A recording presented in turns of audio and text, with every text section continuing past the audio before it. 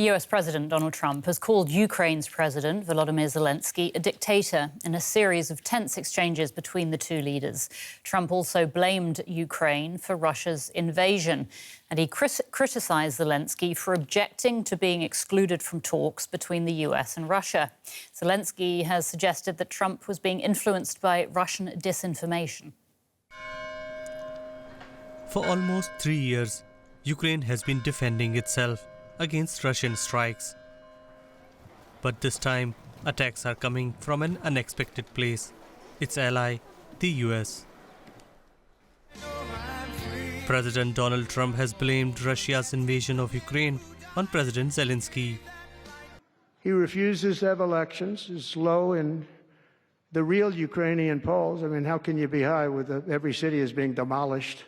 It's hard to be high. Somebody said, oh, no, his polls are good. Give me a break. A dictator without elections. Zelenskyy better move fast or he's not going to have a country left. Got to move fast. Because. Despite hitting back at Trump's accusations, the Ukrainian president is still counting on constructive cooperation with the US administration. America needs success just as much as we do. Success brings us together. Our unity is the strongest safeguard for our future. A future not with Putin but with peace. This is a choice for the world, especially the strongest nations, to stand with Putin or peace. The right choice is peace. I thank everyone for their support. Following a war of words between Trump and Zelenskyy, many in Kiev do not believe Trump is on Ukraine's side, but Putin's.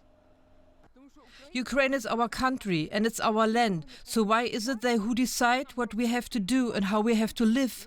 Why is it them doing all the talking?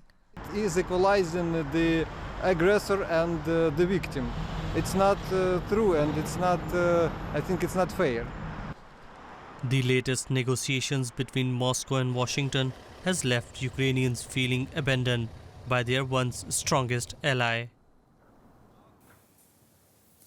And we can speak now to Gabrelius Landsbergis, who served as Lithuania's foreign minister between 2020 and November 2024. Welcome to DW. Thanks so much for your time today.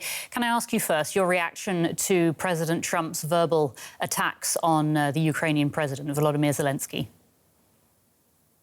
Well, first of all, thank you so much for the invitation. It's a pleasure to be with you.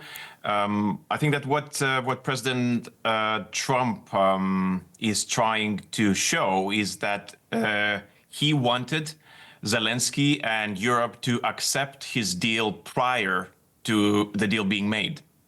There is quite a lot of information for us to understand what the deal is going to be about, and President Zelenskyy was very clear that if it goes against Ukrainian interests, he's not going to accept it. And that leaves Trump in the rather difficult position. He goes to Riyadh, he sits down with Putin, makes a deal that the countries are not interested in. So I think that his verbal abuse is kind of a way how to pressure President Zelenskyy and probably some, European leaders in order to accept the deal. So you see it as a form of pressure. Do you see the US as having changed its policy towards Russia as an aggressor in the Ukraine war? I think that we have to prepare for a time when President Putin's goals and President Trump's goals are aligned. And unfortunately, they will be contrary to European and Ukrainian goals. So how can Europe cooperate with this White House? Well, first of all, Europe now has to prepare at least for the possible fight alone. And the times are not becoming less dangerous. So it's, my suggestion and advice is now to take into account less what Washington is saying and rather look into what we need to be doing. So I'm hearing some thoughts by European leaders coming from London and other capitals about possibility and ability to send troops to Ukraine. I think this is a move in the right direction. We should be more talking about the possibility of confiscating the Russian frozen assets. 190 billion euros are still in European banks. We should be talking about common borrowing, about spending on our defense, on assisting Ukraine. This is existential time for Europe. You mentioned the idea of sending European troops to Ukraine. Is this what's being called the reassurance force to protect Ukraine? So the idea that up to 30,000 troops would be sent. Is that what you were talking about? Yes, indeed. I'm referencing to this idea. What we are looking for is a very clear deterrent for Putin, because now he comes out of this war, especially if the deal is made the way we sense that it's going to be made, he's coming out a victor. He will get from President Trump everything that he wants, and the only force that goes against him is Ukraine and Europe. So for us, sending troops, not removing sanctions, confiscating his money in European banks, is telling, look, the battle is not over. The battle is not over. You might have won one round of it with President Trump. You found your ally in this, but Europe is not going to to be in alliance with you. We are continuing to support Ukraine because we understand if Ukraine falls, then clearly we are next. Let's drill down a little further into this. What would these troops be doing, and which European countries would deploy them?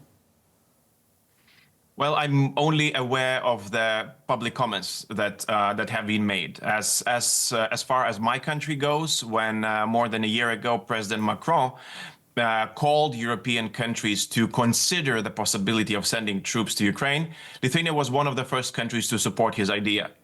Then and now, my strong belief is that in order to deter Putin, to stop the conflict, at least where it is now, and try to secure Ukraine and Europe, we will have to work together with Ukrainians.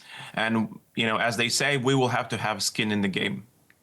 Do you see an increase in European cohesion in view of these latest moves from Washington? From what you've been saying, it looks like you do.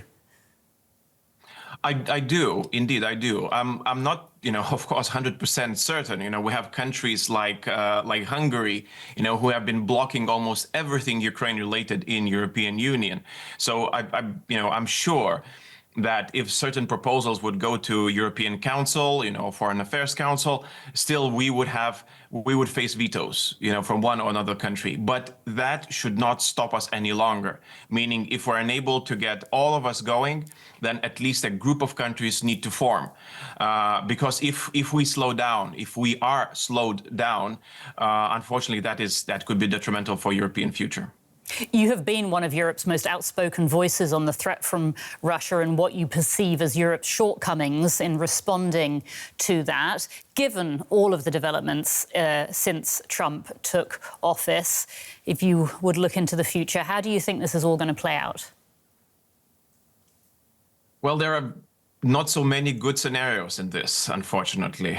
We've slept through quite a lot of alarm bells in the past, and I wish we could see Europe in a better shape, better prepared, better understanding the risks, and really ready to take up the task ahead. My only hope lies that Europe is actually a strong continent, fundamentally a strong continent.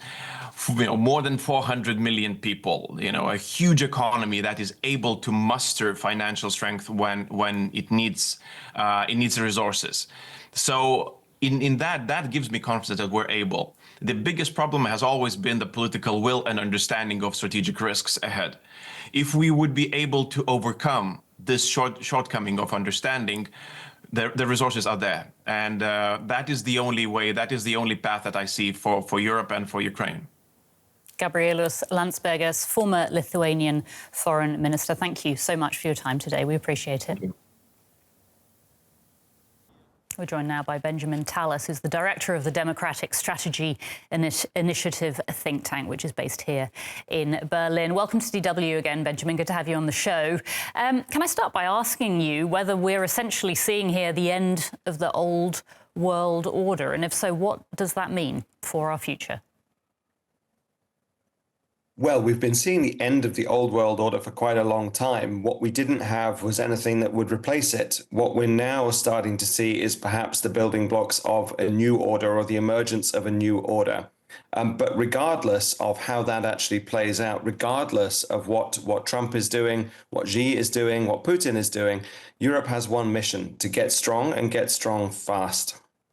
Let's talk about the insults, one could say, that have been flying back and forth. I mean, Donald Trump had been pushing for a deal in which Ukraine would offer its rare earth minerals in return for US security. Volodymyr Zelenskyy rejected this, saying the deal didn't provide security guarantees. Is this one of the reasons that Trump is now seemingly so very critical of the Ukrainian president? Well, it's obviously hard to get into the mind of Donald Trump, and as much as many people on social media are trying, I think it's better to avoid speculation. But what we can see is that had there been any concrete progress in negotiations, either between the US and Ukraine or really between the US and Russia, we wouldn't have been, I think, so likely to see this barrage of lies and falsehoods and this sort of undignified thrashing about that has really damaged America's position in the world. And there's many Americans who support Trump on many things, but even a lot of them are now furious with how he's positioning his country. And he's managed to provoke a really strong reaction from staunch Atlanticist Europeans as well. So hopefully this is the moment when Europe now starts to get its act together, because it's clear there's not a lot going on strategically in the US.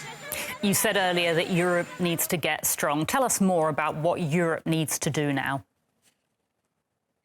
Well, look, I mean, we've been dependent on the US for our security for a long time, having let down our side of the transatlantic bargain, having allowed NATO to become a protectorate rather than a true alliance.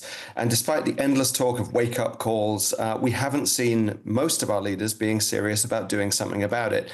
Now, it seems that the fire has really been lit underneath this process. We've seen the talks in Paris on Monday, the emergency summit. We've seen another session yesterday, this talk of a coalition of the willing growing, but they're talking, they're not still yet doing. And what they need to do, I think there are at least 5 things that you could very clearly do to make a strong statement about asserting Europe's power and asserting Europe's position in the world.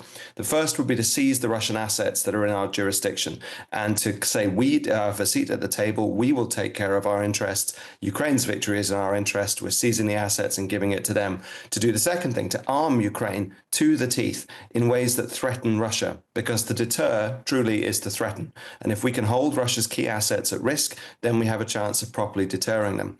The third thing is our own rearmament, which goes hand in hand with Ukraine's, and we can make good partnerships on this, boost our own defense industry, especially in emerging technology, which can rapidly scale up our combat power. Fourth, we can sign new mutual defense pacts with Ukraine that would kick in after any ceasefire. And fifth, I think we should be deploying some troops on the ground under air defense in Western Ukraine. That's non-combat troops for the time being, but it's a signal of intent. And crucial that all of this is showing what we can do rather than worrying about what we can't. And the message to Europe really is just do it.